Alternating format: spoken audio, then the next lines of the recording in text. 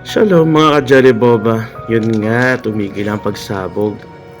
Kaya inutusan tayo ni Lolo bumili ng tubig ulit. Hehehe. Ay nako, picture-picture nga.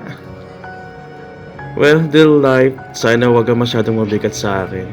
Pagod na rin ako sa lahat ng kinikilig ko. Wala akong sandalan, wala akong matakbuhan. Kaya please, dahan-dahan lang.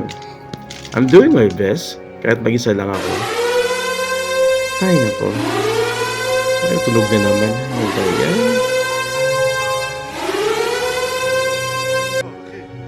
Oops! Okay, makabili nga ng tubig nga muna. At makauwi na, baka ano na naman mangyari. Well, dear life, I hope you don't weigh me down too much. I'm tired of everything I'm carrying. I'm nothing to lean on, nothing to run to. So please take it easy. I'm doing my best even though I'm alone. Okay? Bye mga ka-jelly. Ingat!